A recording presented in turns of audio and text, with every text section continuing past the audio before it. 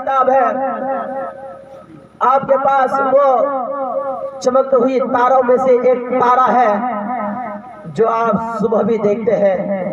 जो आप शाम को भी देखते हैं, जो आप हर वक्त उनके साथ उठते हैं बैठते हैं, लेकिन कभी ये गौर नहीं किए हैं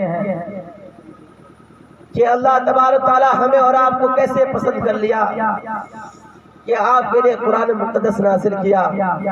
और आपकी तरफ एक मोहम्मद भेजा। वो मोहम्मद, वो सरकार मुस्तफ़ा जो ज़मीन की भी बादशाह है,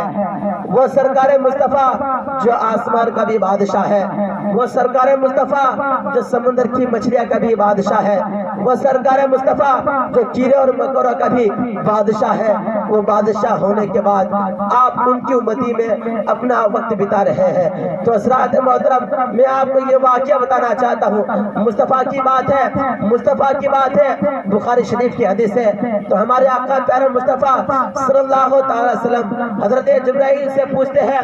ए जिब्राइल तुम्हारी उम्र कितनी है? तो जिब्राइल अर्ज करते हैं, या रसूलुल्लाह सल्लल्लाहु अलैहि वसल्लम मुझे मेरी उम्र का पता नहीं है। इसलिए पता नहीं है कि ज़मीन से पहले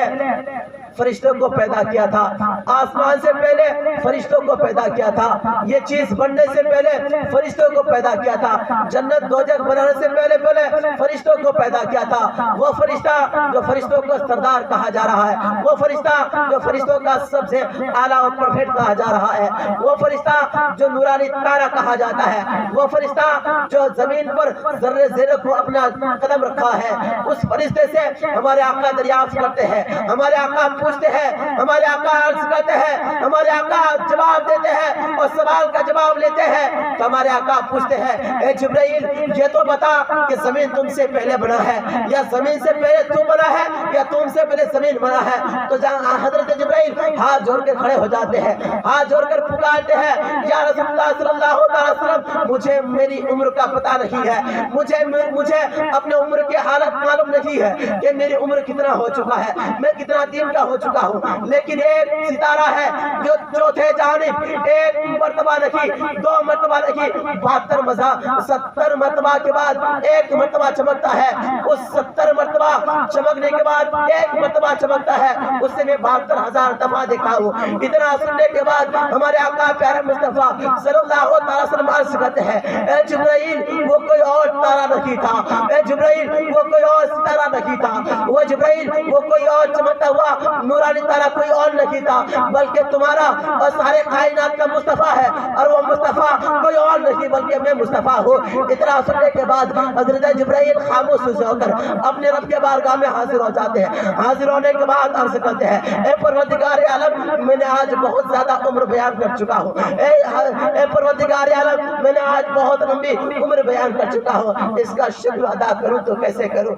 इसका शुक्र मैं अदा करूँ तो कैसे करूँ? तो हम और आप लोगों को बुलाकर खाना खिलाते हैं, रब का शुक्र अदा करते हैं, हम और आप लोगों को खाना खिला देते हैं और सदका और फितरा कर देते हैं, तो रब को खुश कर देते हैं। लेकिन हमारा और आपका ये दिल में गवारा नहीं होता है, अगर आपको कोई नेमत मिले तो आप रब के तरफ माइल होकर 2 रकात नमाज नफल पढ़ दे। आपको ये शुरू नहीं है, आपको ये ढंग नहीं है, अगर आपको ये ढंग है तो बस इतना है, आपको कोई नेमत मिलता है तो अगर आपको कोई नेमत मिलता है तो आप लोगों को खाना खिला देते हैं, अगर आपके घर में कोई नई चीज आती है तो उसके बदले में आप खाना खिला देते हैं, आपके घर में कोई बाइक और मोटरसाइकिल आता है तो आप लोगों को खाना खिलाकर उसका शुक्र अदा कर देते हैं। लेकिन आपको ये ख्याल नहीं होता है, लेकिन जब नेमत मिला है तो आपको चाहिए कि रब की तरफ दवा हो जाए। अगर आपको नेमत मिला है तो आपको चाहिए कि आपको सजदा में लग जाए, अगर आपको नेमत मिली है तो आप रसूल पाक की शुक्र अदा करने के लिए सदका और खैरात का तज़किरा करें, लेकिन ऐसा नहीं करते हैं। तो हज़रात मोहतरम मैं आपसे गुजारिश करना चाहता हूँ,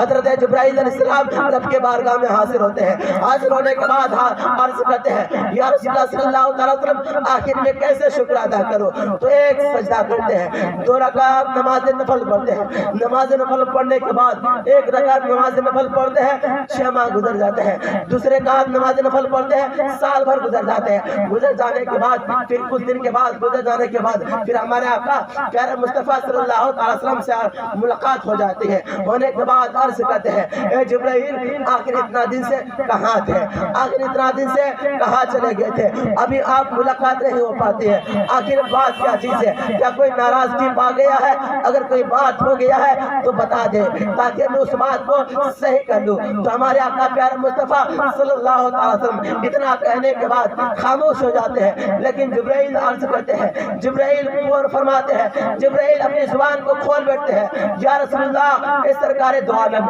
آپ سے کون سی غلطی ہو سکتا ہے, آپ تو وہ محمد کو تارا ہے جو زمین سے پہلے آپ کو بنایا گیا تھا, آپ وہ تارا ہے جو آسمان سے پہلے آپ کو بنایا گیا تھا, آپ وہ ستارہ ہے جو لہو سے پہلے آپ کو بنایا گیا تھا, آپ وہ تارا ہے جو آپ عرش اور کرسی سے پہلے آپ کو بنایا گیا تھا. میں سمجھ رہا تھا کہ دنیا کا سب سے پہلا میں ہوں, لیکن ایسا نہیں بلکہ مجھ سے بھی پہلے آپ کو پیدا کیا ہے. لیکن اسی شکر ادا کرنے کے لیے میں رب کے بارگاہ میں 2 رکعت نماز نفل پڑھتا تھا, 2 رکعت نماز نفل پڑھ کے رب کو راضی کرنے کے لیے اپنے سر کو سجدے میں لگا ہوا تھا, اپنے سر کو سجدے میں وقت بتایا کرتا تھا. اس لیے مجھے معلوم نہیں چلا کہ میری رب کو راضی کرنے کے چکر میں کئی دن گزر گیا. تو حضرات محترم آپ یہ شادی خانہ آبادی ہے, آپ بربادی مت کیجیے, آپ بربادی مت کیجیے. آپ اس چیز کو پانے کے لیے آپ باہر کمانے گئے تھے, آپ اس چیز کو ادا کرنے کے لیے ماں باپ سے دور ہو کر اپنے بھائی بہن کو دور ہو کر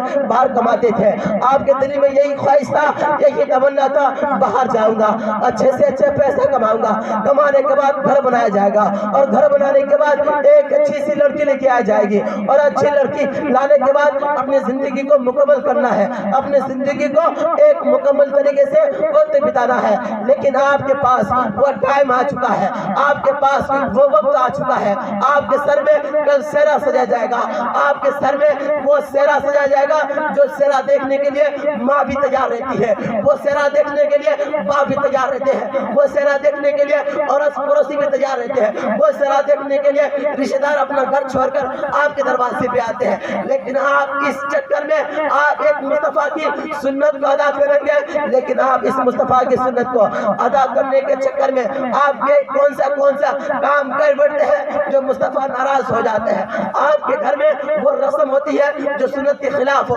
آپ کے گھر میں آپ کو مہندی لگایا جائے گا, یہ سنت کے خلاف ہے. آپ کے گھر میں آج ان کے دولہے کے سر پہ, آج دولہے کے جسم پر آج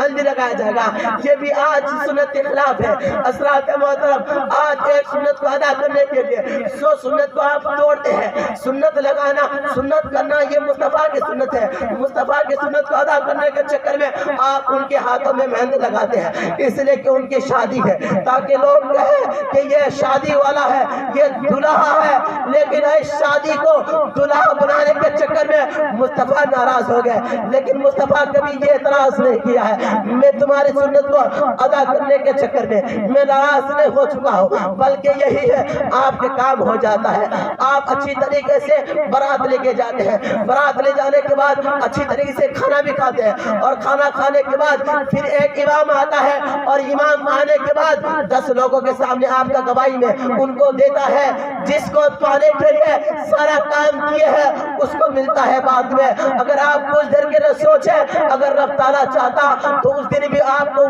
وہ چیز عطا کر دیتا جس سے آپ قبر کی وہ سرزمین پر پہنچ جاتے ہیں. لیکن اللہ تبارک تعالیٰ نہیں چاہتا ہے کہ آپ کسی مصیبت میں پھنس جائیں, اس لیے کہ آپ جس طریقے سے آپ کے ماں آپ سے محبت کرتی ہے, اسی طریقے سے آپ سے کئی گنا, آپ کے ماں سے کئی گنا آپ سے رب تعالیٰ محبت کرتا ہے. لیکن اسی محبت کا صدقہ دے کے آپ اتنے سارے غلط کام کرتے ہیں, آپ اتنے سارے غلط طریقے سے اپنا لیتے ہیں. لیکن مصطفیٰ ناراض ہوتے ہیں یا نہیں ہوتے ہیں, لیکن آپ کا کام نہیں بند ہوتا ہے. تو حضرات محترم یہ شادی خانہ آبادی ہے. حضرات محترم یہ شادی خانہ آبادی رب کی طرف سے ہوتا ہے. آپ اگر یہ سنت کو ادا کریں گے تو مصطفیٰ صلی اللہ علیہ وسلم ناراض کے بجائے راضی ہو جائیں گے. ہن لباس لکم وانتم لباس لہن. میں نے قرآن مقدس کی آیت پڑھی کہ عورت مرد کا لباس ہے اور مرد عورت کا لباس ہے، عورت مرد کا لباس ہے، لیکن قرآن نے پکارا ہے کہ عورت کو عورت میں سمجھا کرو، اس لیے کہ وہ تمہارا لباس ہے،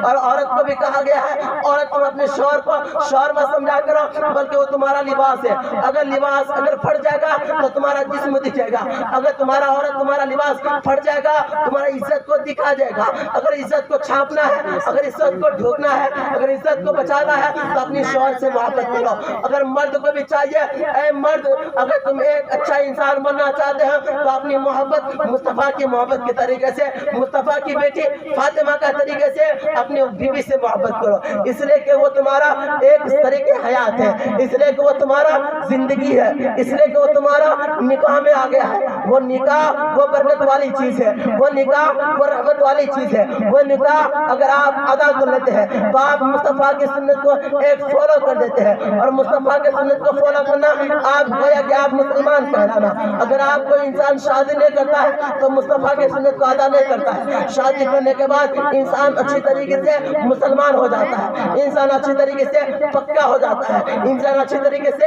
ایک پرفیکٹ ہو جاتا ہے۔ پرفیکٹ ہونا شادی کرنا۔ تو حضرات محترم، شادی اس لیے میرے آقا کی سنت ہے کہ میرے آقا پیارا مصطفیٰ صلی اللہ تعالیٰ وسلم 25 سال کا عمر کا تھے، اور حضرت خدیجہ الکبریٰ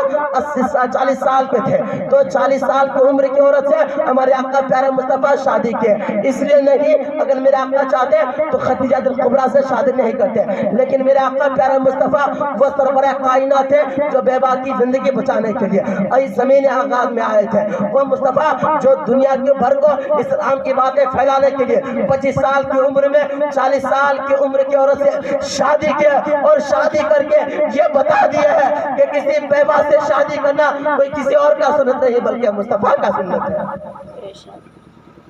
تو حضرات محترم،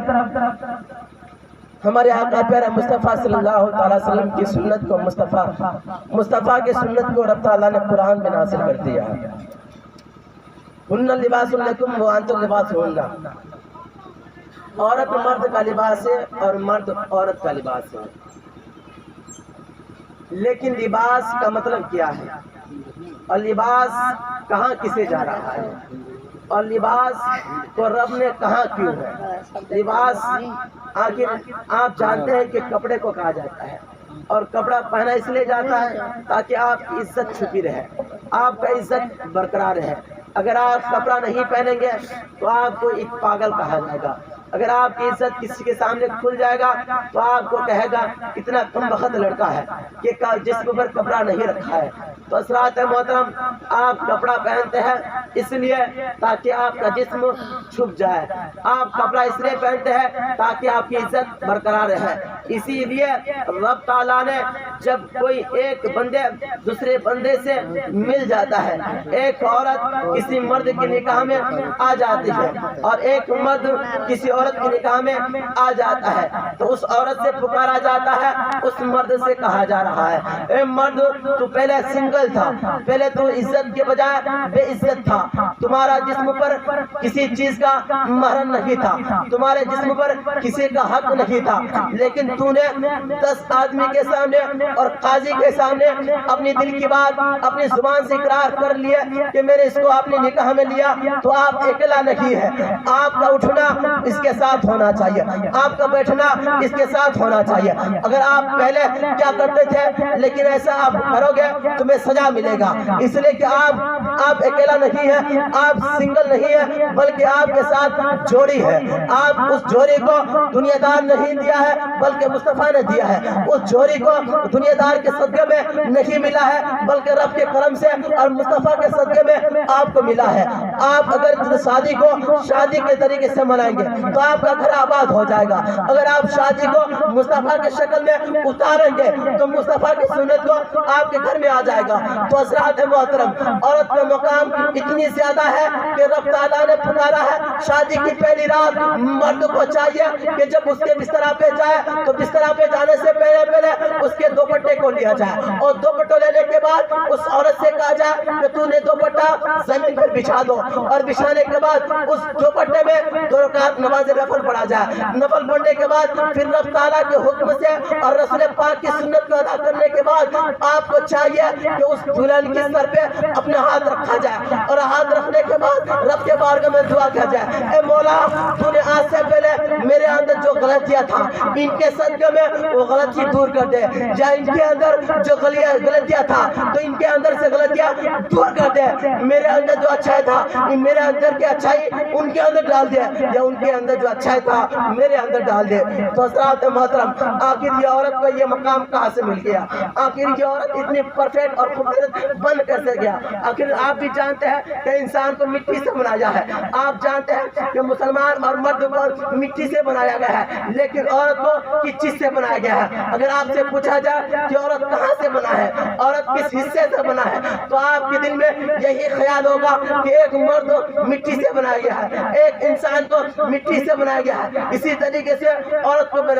بھی بنایا گیا ہے، لیکن نہیں، عورت کو کسی اور سے بنایا گیا ہے، عورت کو کسی اور کے لیے بنایا گیا ہے۔ تو حضرات محترم، میں آپ سے پوچھنا چاہتا ہوں، آپ عالموں سے صحبت رکھا کیجئے اور عالموں سے محبت کیا کیجئے اور عالموں سے پوچھا کیجئے کہ آخر انسان تو مٹی سے بنا ہے لیکن عورت کس چیز سے بنا ہے؟ تو عالم بتائے گا، وہ عالم سے پوچھا جانے کے بعد وہ عالم پکارے گا، وہ عالم زبان سے کہے گا کہ اللہ تبارک تعالیٰ نے جب زمین کو بنایا، اللہ تبارک تعالیٰ نے جب آسمان کو بنایا، جب اللہ تبارک تعالیٰ نے آسمان کو زمین کو بنانے کے بعد پھر فرشتوں کو جھنمٹ میں اپنے پاس بلایا، بلانے کے بعد رب تعالیٰ نے فرشتوں سے حکم دیا، اے فرشتوں، کیا میں نے اپنا نائب زمین پر بنانا چاہتا ہوں، میں اپنا خلیفہ زمین پر بنانا چاہتا ہوں، میں اپنا نائب زمین کو بنانا چاہتا ہوں۔ تو فرشتوں میں سے